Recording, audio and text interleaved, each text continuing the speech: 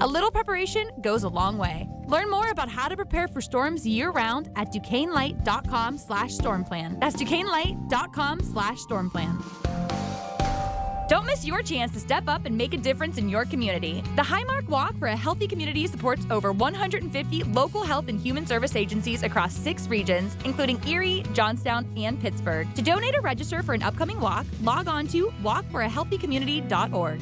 Even if the walk in your region has concluded, you can still donate. 100% of funds raised goes directly to the local nonprofit of your choice. So let's get walking and make a difference in your community. Donate or register today. Donations will be accepted through June 30th. Join Beth Andrews for the Net Worth Financial Hour Saturdays at 1 to get the news and information you need to make your retirement dream a reality. That's the Net Worth Financial Hour with Beth Andrews, Saturdays at 1. Net Worth Advisors, LLC is a registered investment advisor. From the Aetna Medicare Studios. Proud to be the voice of Pittsburgh. 100.1 FM and AM 1020 KDKA.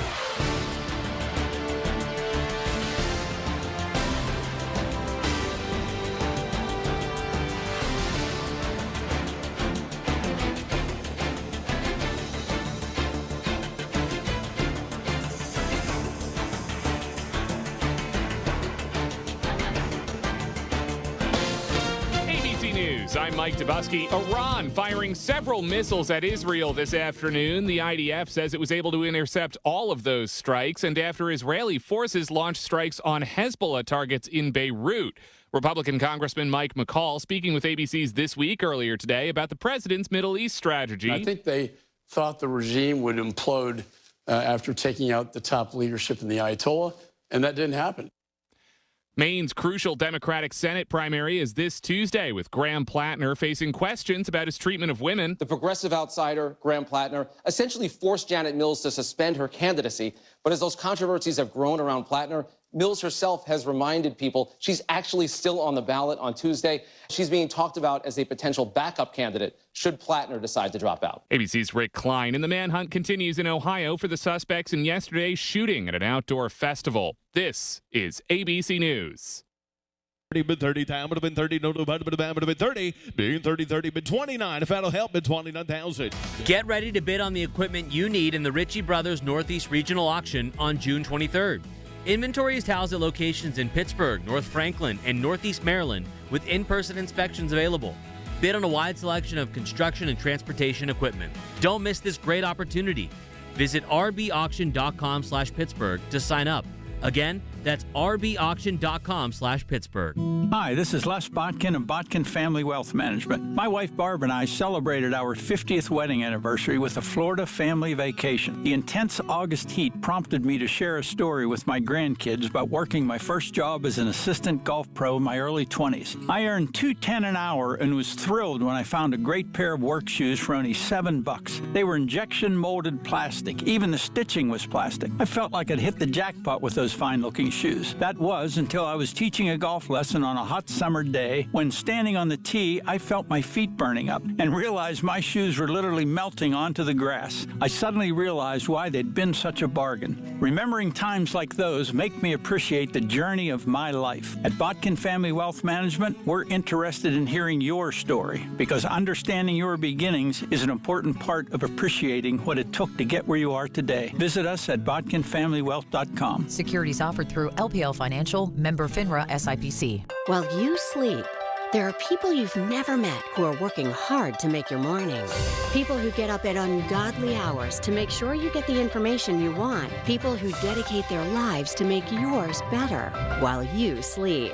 These people come together during the Big K Morning Show with Larry Richert, 5:30 to 10 in the morning, to make sure you have the best news, traffic, and weather to start your day. 100.1 FM and AM 1020 KDKA. As parents, we have a million things running through our minds. Playdates, checkups, groceries, laundry, diapers, work, carpool schedules, picture day, swim team, did we mention diapers, birthday parties, meal prep, lost permission slips, dentist appointments, and the dog that still needs to be walked. So it's easy to make a mistake. Oh, I forgot birthday candles. Sit tight, hon, I'll be right back. We say we'd never put our kids in danger by leaving them in the car alone. Oh, wait, since when are candles not on the baking aisle? But never happens. And temperatures as low as 60 degrees can be deadly for children left behind. So always bring them with you, and every time you park the car, stop, look, lock. Brought to you by NHTSA and the Ad Council. Are you turning 65 and have questions about Medicare? Aetna has Medicare Advantage plans that include prescription drug coverage in Pennsylvania with a $0 monthly plan premium. Plus, the plans include benefits like dental, vision, and hearing. You may also qualify for a monthly credit toward your Part B premium. Call Aetna today at 1-888-76-AETNA to learn more. Aetna Medicare is an HMO PPO plan with a Medicare contract. Our D-SNPs also have contracts with state Medicaid programs. Enrollment in our plans depends on contract renewal. Plan features and availability may vary by service area. When you need to know, depend on the news leader. At home, in your car, or at work. The voice of Pittsburgh. 100.1 FM, AM 1020, and KDKA-radio.com. One of life's greatest mysteries has finally been solved. Who let the dogs out? Spruce, spruce, spruce. It's Spruce, the weed and grass killer that's safe for use around people, pets, and bees. When used as directed, spray the leaves for visible results in just 1 hour, and dead weeds in just 1 day. You spray, they play. Who let the dogs out? Spruce, pet friendly, weed deadly. Find wherever weed killers are sold. As parents, we have a million things running through our minds. Playdates, checkups, groceries, laundry, diapers, work, carpool schedules, picture day, swim team, did we mention diapers, birthday parties, meal prep, lost permission slips, dentist appointments, and the dog that still needs to be walked. So it's easy to make a mistake. Oh, I forgot birthday candles. Sit tight, hon, I'll be right back. We say we'd never put our kids in danger by leaving them in the car alone. Oh, wait, since when are candles not on the baking aisle? But never happens. And temperatures as low as 60 degrees can be deadly for children left behind. So always bring them with you, and every time you park the car, stop, look, lock. Brought to you by NHTSA and the Ad Council. The KDKA AccuWeather forecast is brought to you by JP Roofing and Siding, Pittsburgh's #1 Platinum Preferred Roofing Replacement Contractor. Call 412-829-7711. Mostly clear tonight, comfortable down to 58, and plenty of sunshine. Warmer tomorrow up to 87. Mostly clear tomorrow night, low 69. Partly sunny, more humid Tuesday, high 85. For AccuWeather, I'm meteorologist John Fierk, 100.1 FM and AM 1020 KDKA. Hi, this is Larry Richard. Coming up Monday on the Big K Morning Show, 5:30 until 10, in our 8 o'clock hour, Lenny McAllister promises to break news. You know, I actually had to go back and look at a couple of things at my laptop. At my laptop location, I was over there during the break. That's why you didn't see me on the camera. And as I walked over there, I actually looked and realized I have like several things to share with you all. One, I won't say it's, I think it's big. I think it's cool. I think it is breaking news. But there's actually probably like 2 or 3 different things that I will bring up that kind of tie into, here's a teaser, ties into America 250, which only comes around, once. There's only going to be an America 250 one time, just like there was an American bicentennial one time. So you got to tune in. I would tell you to tune into the Big K Morning Show anyway, because I love Larry Richard. I love KDKA. And I enjoy coming on every Monday at 8 a.m. So I've always told you that. But tomorrow at 8 a.m., pretty cool things I get to share with people that made me or helped make me. Not all of you made me. You helped make me. I'm not taking away credit from my parents or my kids or my wife or my teachers or my priests or my peoples as part of the Mark Drive family or anybody else. So that said, you did help, though. So tune in at 8 o'clock tomorrow, Big K Morning Show. Wanted to talk to my man Mike about death by lightning. And again, part of the reason why I like talking about this. One, I like talking to Mike because Mike is cool. Mike is smart. And we talk about some of these things offline anyway. So we were like, why not? Especially when he brought up Death by Lightning. But number two, Mike, as you well know, I did the documentary, Dear Mr. President, The Letters of Julia Sand, which talk about her letters to Chester Arthur. And so I had already done the documentary. For those of you that may have remembered me doing a couple of interviews here on the show about my involvement in the documentary. Again, it's called Dear Mr. President, The Letters of Julia Sand. Go check that out online. It actually won a couple of awards at film festivals. It's about 50 minutes, maybe an hour and 10 minutes tops. It's not very long. But we talked about that, Mike. And then from there, here comes this Netflix 4-part series, Death by Lightning, that you came to enjoy because you like the historical ties, not necessarily ties, the historical validity of much of it. Because as you well know, some of this is just dramatized and it's like, okay, you talked about a historical figure, but then you gave them a whole bunch of things that weren't true. Like I used to watch Godfather of Harlem, which was a great show to watch on MGM Plus, but some of it was fictional. A lot of it was fictionalized. This, not so much. So we're on episode 3 now, right? Right. You watched 4 as well, like I did. Yes. So we're gonna tease out the audience. So boo for you. We're only talking about 3, but you saw 3. I saw 3. Yes. So tell us what struck you the most about 3 when you watched it, and you can go in any direction you want. Well, the two main things that they cover in episode 3 and that stick out is one, it dives deeper into Guiteau's backstory, his life, his philosophy, how he operates mentally. And the other thing is how Garfield is shown as a president, how he makes up his cabinet against the other part of his faction within his own party of Roscoe Conklin. Those are the two things that really stick out because Garfield is going to be tested in this 3rd episode about him putting people that he knows, that he supports in his own party, in his own cabinet, or is he gonna fall on the knife? Is he gonna give in to Roscoe Conklin and his allies who control the funds of his party, who have a major influence of his party? Is he gonna give in to them and elect who they want into office, which has been corrupt and all sorts of wrong? Now, and you got to understand, folks, and this is one of the things that, Mike, you and I can contextualize this for modern times. For everybody that says politics has never been as corrupt as it is right now, it's so corrupt.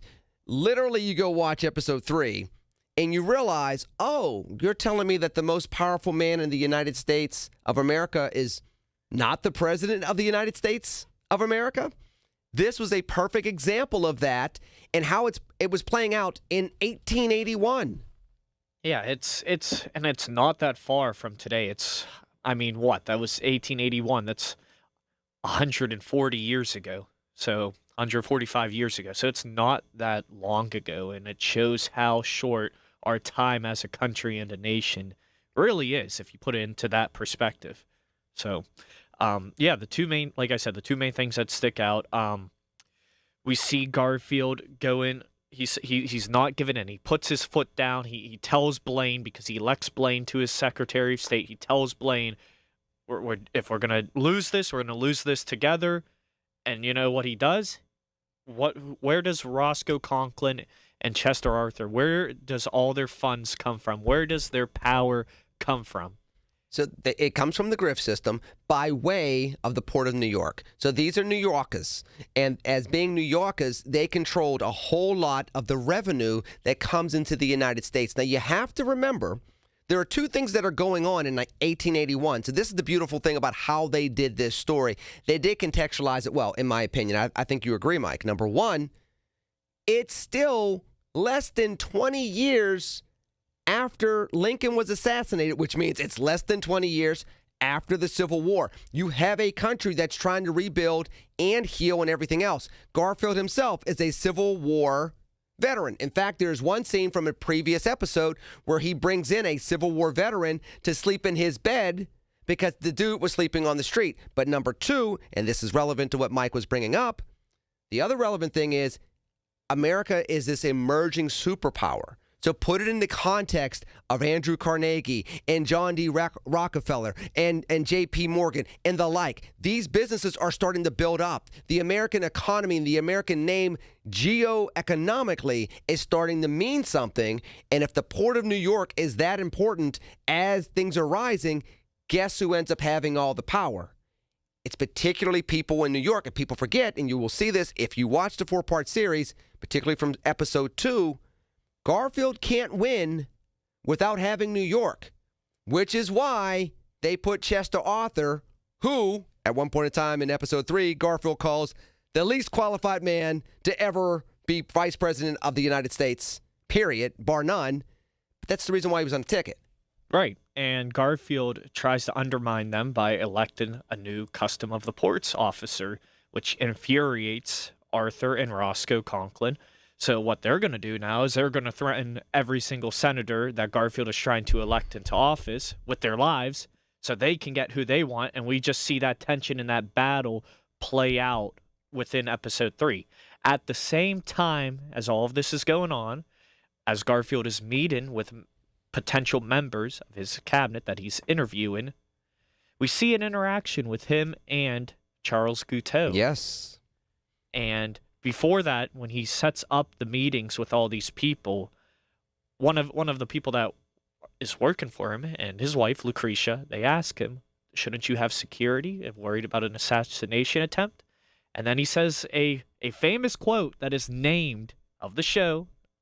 When they ask him that, he says, assassination can no more be guarded than death by lightning. And there you go. So, I mean, and here's the thing. Let's contextualize that. You know, we talked about by McKinley's assassination, why don't they do more about this?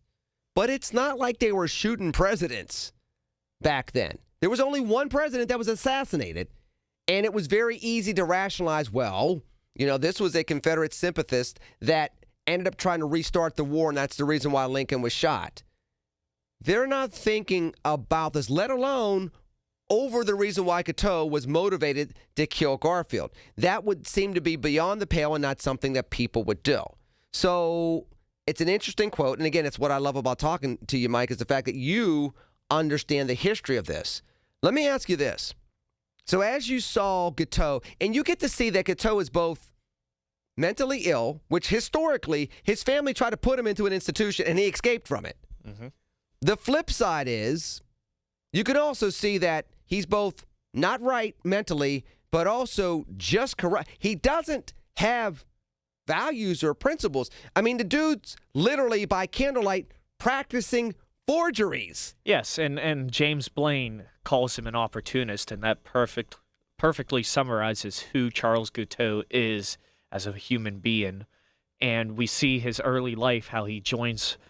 I can't remember the name of the group, but they're like a sex cult. The Oneida community up in New York, and they were a free love community. Yeah. But rather than calling, the women didn't call him Charles Guiteau, they called him Charles Get Out because nobody wanted to sleep with him. So he was, historically they say he snuck out of the middle of the night to escape the community, but nobody was necessarily trying to keep him there either. Right, absolutely. So this is a guy that floated from place to place. He stole from his sister and his brother-in-law. He was constantly, throughout the miniseries, you will see he is constantly getting caught in lies. He is constantly reinventing a new lie. And as I was explaining to my lovely wife, she's like, that guy who played him really well. I was like, yeah, he was never clean. He was always into stuff. He was always running. And he was always looking for the next grift. But I want you to go back to the meeting with Guiteau and Garfield and the comment that came about from Garfield after Guiteau asked him a very important and potent question. Do you remember that? Well, I know Guiteau asked him, help me be great, basically implying to elect him into office, to appoint him a position of power. How can you help me be great? Help me achieve this. Because, as we know, Garfield, like you mentioned last week, came from the poorest of poor. Yes. Absolutely came from the poorest of poor, and yet he was able to be one of the most prominent figures at the time in U.S. history as the president, the 20th president of the United States, above all odds, survived near death in the Civil War, gets through that, somehow miraculously wins the nomination for president. And wasn't trying for it initially. And wasn't trying for it, gave a speech on the spot that he did not prepare for, really. And another candidate. For another candidate, which also, that kind of mirrors about 100 years later with Ronald Reagan and Gerald Ford. Yes. By the way, Gerald Ford had Ronald Reagan give a speech, and people were like, oh, maybe this is the guy we want to elect. 1976, the RNC convention. Yes. So, I mean, Guiteau asks him, help me be great. And what does he say, Lenny? Garfield says, I'm just a man. Only God is great. And basically, during that interaction, he watches Guiteau, and he watches Guiteau kind of start going into a psychosis. And Garfield starts to understand, this is not a businessman looking for an opportunity. This isn't even a grifter looking for his grift. This is some different type of dynamic that maybe is outside of the purview of what I can control. And you can see him hastily leave that meeting. Now, of course, the way they did it, a little bit was true he needed to leave, but a little bit was he was trying to get out of there. Yes, and they showed it that his wife contracted malaria, so he had to go back and tend to that. But at the same time, we see that is being reinforced when Guiteau talks to Blaine again, and that's when Blaine calls him, he sees him no more than an opportunist, forging letters. And this is where Guiteau gets the idea, the disillusionment that, hey, I gave this speech, I help you. He's gaslighting himself into believing that he elected. Yes. He was one of the most prominent people to elect Garfield into office. And here's the thing about that. As you watch the series, everybody, and Mike will attest to this, he had been telling himself that over the course of every single episode. He's sitting on the train telling people, I'm getting a great man elected. He's telling his sister. He's literally making this stuff up, but he's repeating it so many times. He believes it. Well, so now he gets to the point of time of believing it, and he's like, I have to take out the president. If you're not going to help the people that you apparently swore to help, then I'm putting it. Maybe you're not fit to run the country. And then, I'm going to say this, then we got to get ready to wrap up. It gets worse than that, because now he has convinced himself that this is the way to save the republic. Mm-hmm. He has to save America by way of shooting James Garfield. And that's the weird blend of psychosis and gaslighting and grifting, and some people will do anything to have their mark on history, which is something we'll remember for episode 4 next week, because that comes up. It's so unfortunate for Garfield, because before he has a chance to even do anything in office, the first thing he has to do is unite his own party. Yes. He has to maneuver his way throughout his own party to unite it together, so then they can start getting stuff done and moving forward. And unfortunately, by the time he's able to get all that situated, it's too late. So I do want to talk about episode 4 next week. But what I want to do, I'm going to tease everybody out there, Mike, because I told my lovely wife this yesterday. There's a quote in episode 4 that I know the character that said it. I know that individual didn't say it. Because, I know what you're talking about. Yeah, I know Towards you do. the end. Yep. Because I know where that quote came from, because it ties back to the documentary. And so the first time I heard it, I was like, oh, there it is. The second time I forgot that it was there, and once this individual started saying it, I almost got offended. I was like, wait a minute. You know you didn't say that, but of course it's a character. This individual didn't know. But it's interesting how both history and the dramatization of history can have a confluence and still work. And this was a moment of it. So I think I'm going to start there with episode 4, because it struck me very starkly this time when I heard it yesterday. So episode 4 next week? Yeah. Fantastic. Listen, folks, Mike, appreciate you as always. I'm getting out of here because I got an audio book to do. And Larry put me on the spot, so I got to get ready for my big announcement. Got to put on my big britches for that.